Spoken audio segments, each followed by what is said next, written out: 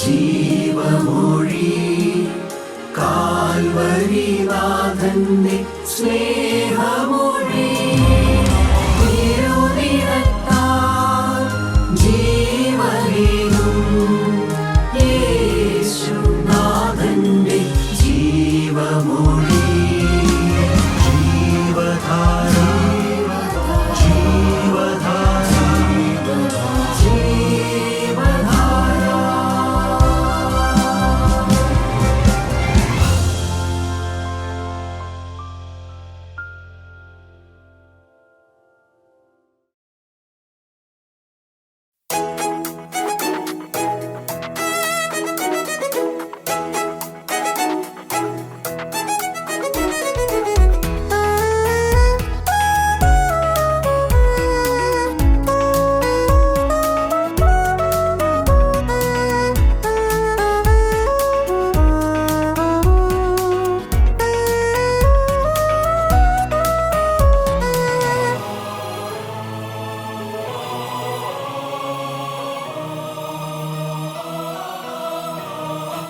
എത്ര ഭാഗ്യമേ ഞാൻ യേശുവിന്റെ സ്വന്തം. ഓ ജീവൻ തന്നു വീണ്ട സ്നേഹബന്ധം, തന്റെ മാവിൻ ചൂഴലിൽ ആയുരംഗം ഞാനും ചേർന്നു വാഴും ഹായെന്താനന്ദം. എത്ര ഭാഗ്യമേ ഞാൻ യേശുവിന്റെ സ്വന്തം. ഓ ജീവൻ തന്നു വീണ്ട സ്നേഹബന്ധം, തന്റെ മാവിൻ ചൂഴലിൽ ആയുരംഗം ഞാനും ചേർന്നു വാഴും ഹായെന്താനന്ദം. ഓ ഭാഗ്യം ഭാഗ്യം എത്ര ഭാഗ്യമേത്, വർണ്ണിച്ചാലും തീരാത്ത ശ്രേഷ്ഠ പദമേത്. നിജപാതീയം ഞാൻ സ്വർഗ പൗരനായത്, അതിശയം അവന്ദനീയമേ. ഓ ഭാഗ്യം ഭാഗ്യം എത്ര ഭാഗ്യമേത്, വർണ്ണിച്ചാലും തീരാത്ത ശ്രേഷ്ഠ പദമേത്. നിജപാതീയം ഞാൻ സ്വർഗ പൗരനായത്, അതിശയം അവർണ്ണനീയമേ.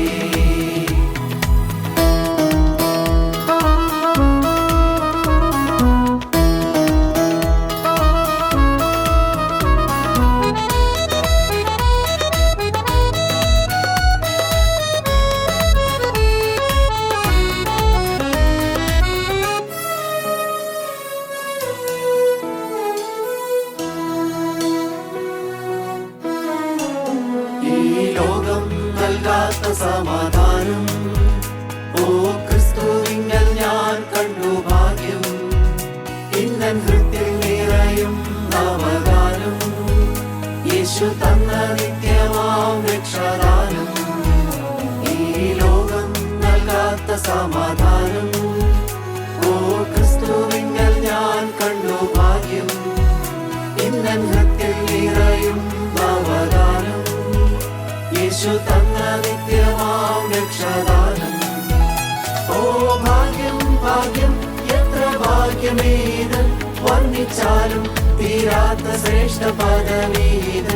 നിജപാതീയം ഞാൻ സ്വർഗ പൗരനായത്, അതിശയം അവന്ദനീയമേ. ഓ ഭാഗ്യം ഭാഗ്യം എത്ര ഭാഗ്യമേത്, വർണ്ണിച്ചാലും തീരാത്ത ശ്രേഷ്ഠ പദമേത്. നിജപാതീയം ഞാൻ സ്വർഗ പൗരനായത്, അതിശയം അവർണ്ണനീയമേ.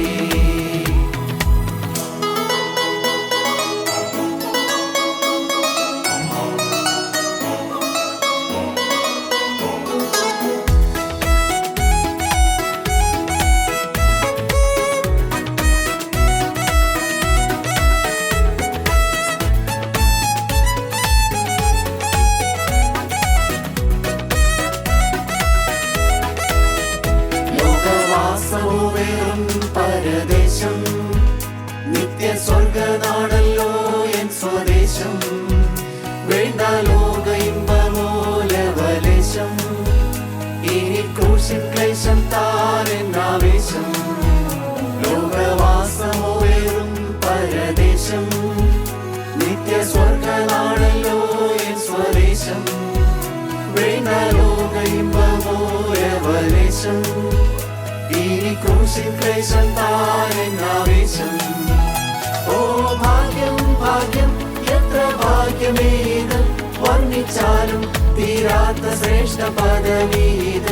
നീച്ച പാപിയാം ഞാൻ സ്വർഗ പൗരനായത്, അതിശയം അവന്ദനീയമേ. ഓ ഭാഗ്യം ഭാഗ്യം എത്ര ഭാഗ്യമേത്, വർണ്ണിച്ചാലും തീരാത്ത ശ്രേഷ്ഠ പദവീത്. നിജ പാപിയാം ഞാൻ സ്വർഗ പൗരനായത്, അതിശയം അവന്ദനീയമേ.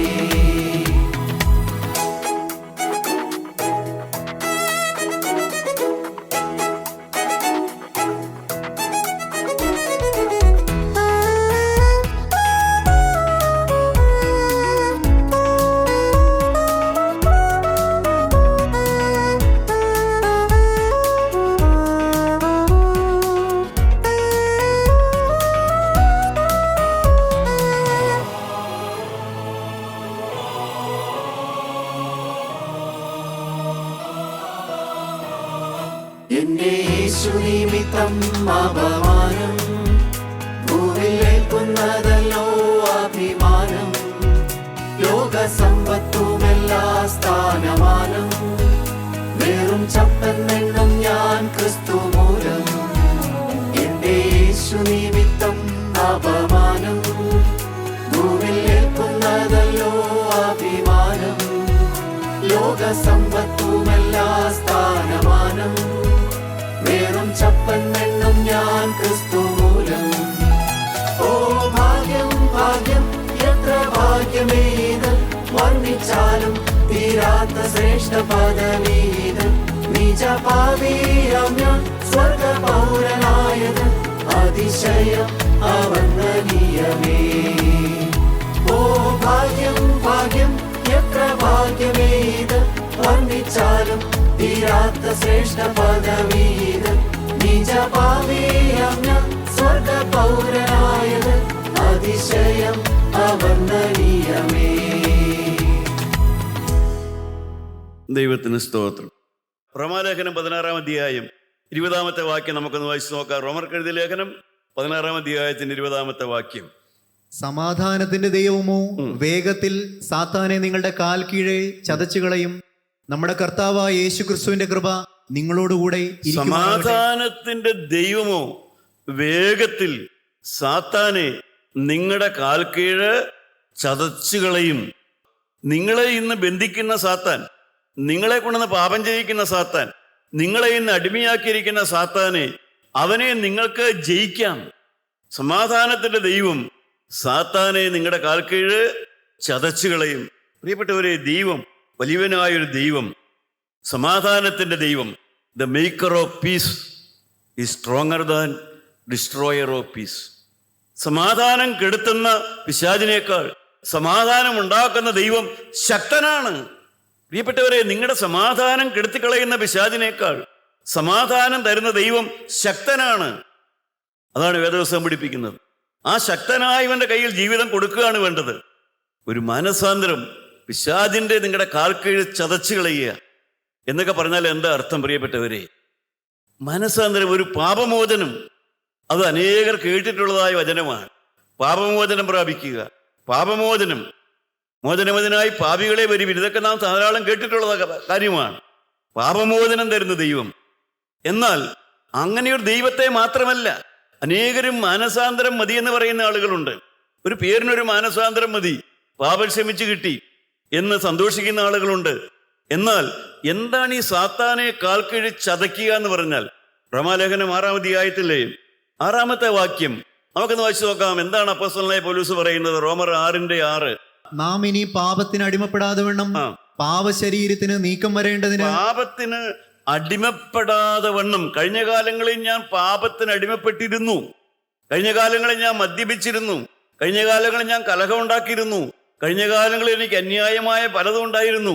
ചില അവിഹിതങ്ങളോ അന്യായ ബന്ധനങ്ങളോ ഉണ്ടായിരുന്നു. കഴിഞ്ഞ കാലങ്ങളിൽ എനിക്ക് വഴക്കും പിണക്കോ എല്ലാം ഉണ്ടായിരുന്നു. എന്നാൽ ഇനി പാപശരീരത്തിന് അടിമപ്പെടുകയില്ല എന്ന് മനുഷ്യനെ കൊണ്ട് തീരുമാനമെടുപ്പിക്കുന്നൊരു ദൈവമുണ്ട്. ഇനി ഞാൻ പാപത്തിന് അടിമപ്പെടുകയില്ല. ഞാൻ ഇതുവരെയും പാപത്തിന് അടിമപ്പെട്ടിരുന്നു. എന്നാൽ ഇനി മുതൽ ഞാൻ പാപത്തിന് അടിമപ്പെടുകയില്ല. അങ്ങനെയുള്ളതായ ഒരു അനുഭവത്തിലേക്കൊക്കെ അനേകർ കടന്നു വരുന്നില്ല. ഇപ്പോഴത്തെ ഒരു മാനസാന്തരപ്പെട്ടു, പിന്നെ ചില ചടങ്ങുകളൊക്കെ ആചരിച്ചു, അങ്ങനെ തൃപ്തിപ്പെട്ടു പോകുന്ന വലിയൊരു കൂട്ടം ക്രൈസ്തവരുണ്ട്. ഒരു പ്രകടമായ പാപത്തിലേക്കൊന്നും പോകില്ല. പക്ഷേ പാപത്തിന് ഇനി അടിമപ്പെടാതെ വണ്ണം ജീവിക്കുമെന്ന സമർപ്പണമില്ല. നമുക്കറിയാം, നമ്മൾ പാടത്തൊക്കെ കൃഷി ചെയ്യുന്നവരാ. നിങ്ങൾ കണ്ടിട്ടുണ്ട്, നിങ്ങൾ വിതച്ചതൊക്കെ നെല്ല, ഒന്നാന്തരം വിത്താ വിതച്ചത്. പക്ഷെ മുളച്ചത് വിത്ത് മാത്രമാണോ? അല്ല.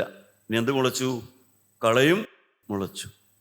അതുപോലെ തന്നെ മനുഷ്യരായി നമ്മുടെ ഹൃദയത്തിൽ വിതയ്ക്കണതെല്ലാം വിത്താ, നല്ല വിത്താ വിതയ്ക്കണത്.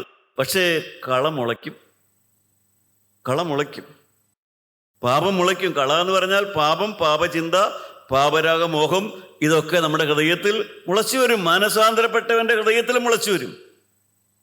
പ്രിയപ്പെട്ടവരെ, കാരണം മാനസാന്തരം തരുന്ന ദൈവം നമ്മുടെ പാപത്തിയാനുള്ള വാതിൽ അടച്ചിട്ടല്ല മാനസാന്തരം തരുന്നത്.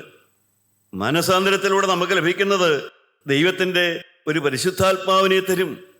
പിന്നെ ആ പാപം ചെയ്യാത്ത അവസ്ഥയിലേക്ക് ഞാൻ തന്നെയാണ് നീക്കിക്കളയേണ്ടത്. കഴിഞ്ഞ കാലങ്ങളിൽ പാപം ചെയ്തിരുന്ന ഞാൻ എൻ്റെ ജീവിതത്തിൽ നിന്ന് പാപത്തെ നീക്കിക്കളയണം. ഞാൻ ചില വാക്കുകളൊക്കെ നിങ്ങളെ കേൾപ്പിച്ചാൽ, പ്രിയപ്പെട്ടവരെ, നിങ്ങൾ ഇത് അറിയണം, അനുഭവിക്കണം. എന്താണ് ഈ ക്രൈസ്തവ മനോഹരമായ ജീവിതം? നാം ഒരു ദൈവത്തെക്കുറിച്ച് നാം ഒരു വാക്ക് കേട്ടു, എൻ്റെ പരമാനന്ദമായ ദൈവം. അതുപോലെ തന്നെ മനസാന്തരത്തിൻ്റെ ശേഷം വിശുദ്ധീകരണം എന്ന് പറയുന്ന ഒരു ശ്രേഷ്ഠമായ അനുഭവമുണ്ട്. എന്താണെന്ന് പത്രോസ് പറയും. അത് 1 പത്രോസ് 2-ാം അധ്യായത്തിൻ്റെ 1-ാമത്തെ വാക്യവും കൊലോസ്യർ 3-ാം അധ്യായത്തിൻ്റെ 8-ാമത്തെ വാക്യവും നമുക്ക് വായിച്ചു നോക്കാം. എന്താണ് പ്രിയപ്പെട്ടവരെ, മാനസാന്തരപ്പെട്ടവരായ നാം ദൈവത്തിൻ്റെ വചനം കേൾക്കാൻ ഫെലോഷിപ്പിൽ വന്നു, കർത്താവായ യേശുവിനെ സ്വീകരിച്ച നിങ്ങൾ ഇനി ചെയ്യേണ്ടത് എന്താണ്? അതാണ് 1 പത്രോസ് 2-ാം അധ്യായത്തിൻ്റെ 1-ാമത്തെ വാക്യം. ആകയാൽ സകല ദുഷ്ടതയും എല്ലാ ചതിവും വ്യാജഭാവവും അസൂയയും എല്ലാ നുണയും നീക്കിക്കളഞ്ഞ്. അത് നിങ്ങളിൽ നിന്ന് നീക്കിക്കളയണം. എന്തൊക്കെ? 5 കൂട്ടം കാര്യങ്ങൾ. ഒന്നുകൂടെ വായിച്ചോ. ആകയാൽ സകല ദുഷ്ടതയും. എന്തൊക്കെയാ നീക്കിക്കളയേണ്ടത് നിങ്ങളുടെ ജീവിതത്തിൽ നിന്ന്? സകല ദുഷ്ടത, ദുഷ്ചിന്ത, ദുഷ്ടത, ദുഷ്ടവിചാരം, ദുഷ്ടചിന്ത, അത് നീക്കിക്കളയണം. എല്ലാ ചതിവും, ചതിക്കുന്ന സ്വഭാവം, അത് വേണ്ട എന്ന് വെക്കണം. അത് ഇനി എനിക്ക് വേണ്ട. ഞാൻ ചതിക്കുന്നവനായിരുന്നു. പണത്തിന്റെ കാര്യത്തിലാകട്ടെ, പ്രലോഭനത്തിന്റെ പലതിലും ഞാൻ ചതിക്കുന്ന പ്രകൃതം എനിക്കുണ്ടായിരുന്നു. ആ ചതിക്കുന്ന പ്രകൃതം എനിക്കിനി വേണ്ട. അടുത്തത് വ്യാജഭാവം എനിക്കുണ്ടായിരുന്നു. മുഖത്ത് നല്ല പുഞ്ചിരി കാണിക്കും, പക്ഷേ ഹൃദയത്തിൽ മൂർച്ചയുള്ള അസ്ത്രമാണ്. അതുകൊണ്ട് ആ വ്യാജഭാവം എനിക്ക് വേണ്ട. എനിക്ക് എല്ലാം നേരായിട്ട് മതി. അപ്പോൾ ദുഷ്ചിന്ത വേണ്ട, എനിക്ക് വ്യാജം വേണ്ട. അടുത്തത് അസൂയ എൻ്റെ ജീവിതത്തിൽ നിന്ന് നീക്കിക്കളയുന്നു. പ്രിയപ്പെട്ടവരെ, ദൈവത്തിന്റെ ആത്മാവ് വ്യാപരിക്കുന്ന ഈ സ്ഥലത്ത് വന്നിരുന്ന് നിങ്ങൾ ആത്മാർത്ഥമായി ദൈവത്തോട് പ്രാർത്ഥിക്കണം. പ്രിയപ്പെട്ടവരെ, ഇതാണ് ബലഹീനരായ ഞങ്ങളൊക്കെ അനുഭവിക്കുന്ന കാര്യമാണ്. അസൂയ വേണ്ട. എന്തിനു അസൂയപ്പെടണം? പ്രിയപ്പെട്ടവർ, അസൂയ വേണ്ട എന്ന് വെച്ചു. അസൂയ മുളച്ചു വരും, പക്ഷെ എനിക്ക് വേണ്ട, അത് ഞാൻ പറിച്ചു കളയും. അതെനിക്ക് വേണ്ട, അസൂയ എനിക്ക് വേണ്ട. അടുത്തതെന്താ? എല്ലാ നുണയും. നുണ പറയണ്ട, എനിക്ക് നുണ പറയണ്ട. എന്നെ കുറിച്ച് എത്രയോ പേര് നുണ പറയുന്നു. പ്രിയപ്പെട്ടവർ, എന്തെല്ലാം നുണകളാ കേൾക്കുന്നത്. ഈ കാലത്താണെങ്കിൽ നുണ ഇഷ്ടം പോലെ കേൾക്കുന്നുണ്ട്. പക്ഷേ എനിക്ക് നുണ പറയണ്ട, നുണ എനിക്ക് വേണ്ട. ദൈവമക്കളെ, അങ്ങനെയുള്ളതായ ഒരു ജീവിതത്തിലേക്ക് കിടക്കാൻ നിങ്ങൾക്ക് ദാഹമുണ്ടോ? ഞാനിനി നുണ പറയില്ല, ഞാനിനി വ്യാജപാപം കാണിക്കില്ല, ഞാനിനി അസൂയയിലേക്ക് പോവില്ല. അങ്ങനെയൊക്കെ ഉള്ളതായ തീരുമാനം. ദൈവമക്കളെ, അതാണ് ശ്രേഷ്ഠമായ അനുഭവത്തിലേക്കൊക്കെ നിങ്ങൾ കടന്നു വരണം. 3:8 കൊലോസ്യ ലേഖനം 3-ാം അധ്യായത്തിന്റെ 8-ാമത്തെ വാക്യം വായിച്ചു നോക്കാം. അവിടെ നാം എന്താണ് വായിക്കുന്നത്? ഇപ്പോഴോ നിങ്ങളും കോപം, ക്രോധം, ഈർഷ്യ വേണ്ട. എനിക്ക് കോപം വേണ്ട, എനിക്ക് ഈർഷ്യ വേണ്ട. വായിൽ നിന്ന് വരുന്ന ദൂഷണം, വായിൽ നിന്ന് ദൂഷിക്കണ്ട. എനിക്ക് ദൂഷണവാക്ക് പറയണ്ട, ആരെയും എനിക്ക് കുറ്റം പറയണ്ട, ദൂഷണവാക്ക് ഞാൻ പറയില്ല. ദുർഭാഷണം. പ്രിയപ്പെട്ടവരെ, വഴുവഴുപ്പുള്ള സംസാരം, ദുർഭാഷണം, അതെനിക്ക് വേണ്ട. അയൽപക്കത്ത് പോയിരുന്നു, അവിടെ പോയിരുന്നു, ഇവിടെ പോയിരുന്നൊക്കെ പറയുന്ന അതെനിക്ക് വേണ്ട. ദുർഭാഷണം എനിക്ക് വേണ്ട. ഇവയൊക്കെയും വിട്ടുകളയുക. പ്രിയപ്പെട്ടവരെ, പാപമോചനത്തിന്റെ പാട്ട് നാം പാടാറുണ്ട്. മോചനമദിന പാപികളെ വരുവീൻ, യാചിപ്പീൻ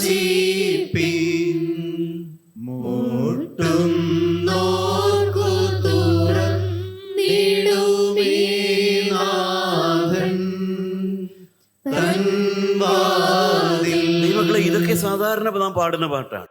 പാപമോചനം പ്രാപിക്കുക, ചെയ്തു പോയ പാപം ഏറ്റുപറയുക, പാപമോചനം പ്രാപിക്കുക. അതിൻ്റെ എല്ലാം ഫലമായി നമുക്ക് സമാധാനം ഉണ്ടാകണമെന്നില്ല. നമുക്കൊരു പാപമോചനം കിട്ടും, നമുക്കൊരു സ്വസ്ഥത കിട്ടും, നമുക്ക് തന്നെത്താനെ ഇപ്പം ഞാൻ കുഴപ്പമില്ല എന്നൊരു തോന്നലുണ്ടാകും. പക്ഷേ നമ്മുടെ ഉള്ളിലെ ആ സ്ട്രെസ് മാറില്ല, ഉള്ളിലെ പിണക്കം മാറില്ല, ഹൃദയത്തിലെ സമാധാനമെന്നറിയില്ല. കാരണം നമ്മളിൽ ഈർഷ്യ നിൽക്കുന്നു, ഇഷ്ടക്കുറവ് നിൽക്കുന്നു, ഭിന്നത നിൽക്കുന്നു, ക്രോധം നിൽക്കുന്നു, അസൂയ നിൽക്കുന്നു. പ്രിയപ്പെട്ടവരെ, നമുക്കറിയാവുന്ന കുറേ പാപങ്ങളൊക്കെ ഏറ്റു പറഞ്ഞെന്നുള്ളത് കൊണ്ട് അത് കിട്ടുകയില്ല. സമാധാനം കിട്ടണമെങ്കിൽ നമ്മുടെ ജീവിതത്തിൽ നിന്ന് ഈ പറഞ്ഞ പോലെയുള്ള നമ്മുടെ ഹൃദയപാപങ്ങൾ നാം എടുത്തു കളയണം. പ്രിയപ്പെട്ടവരെ, എനിക്ക് പാപം വേണ്ട, എനിക്ക് നയനസുഖം വേണ്ട, എനിക്ക് അശുദ്ധി കണ്ട് രസിക്കണ്ട, എനിക്ക് അരുതാത്തത് കണ്ട് സുഖിക്കണ്ട, എനിക്ക് പ്രിയപ്പെട്ടവരെ ജഡത്തിൻ്റെ അരുതാത്ത മോഹം വേണ്ട.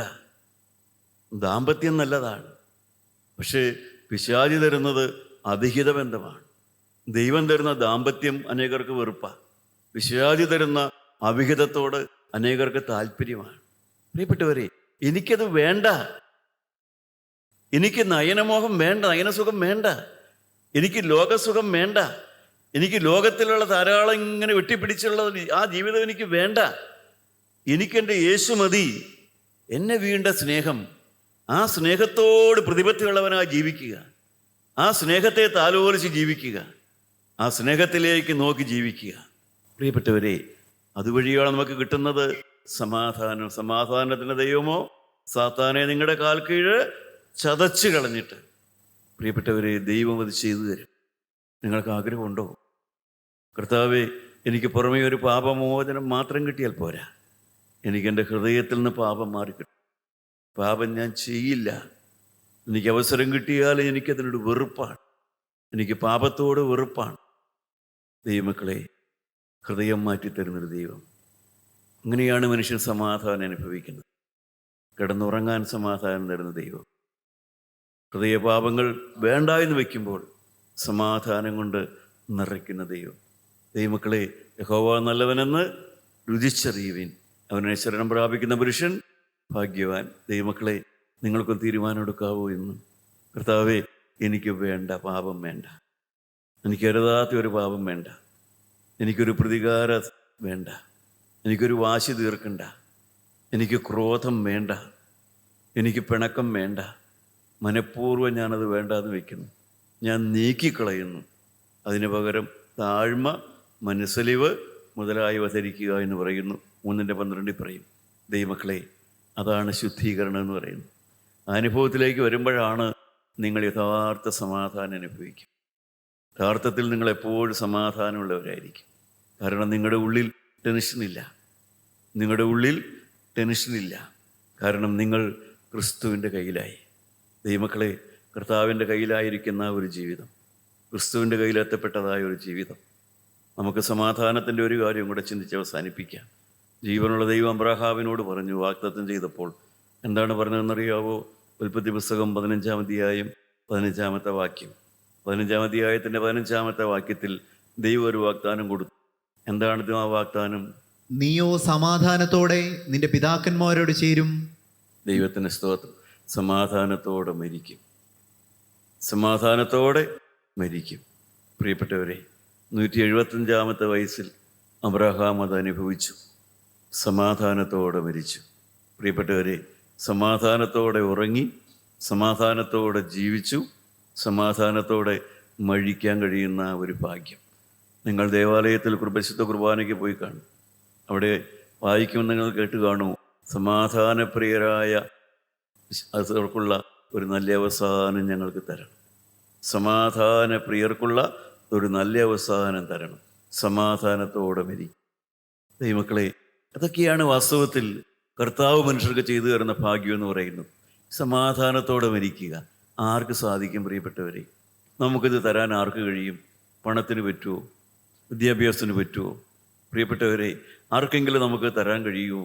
സമാധാനമുള്ള ഒരു മരണം ആർക്ക് തരാൻ കഴിയും? പ്രിയപ്പെട്ടവരെ, ആർക്കാണ് ഇത് ചെയ്തു തരാൻ കഴിയുക?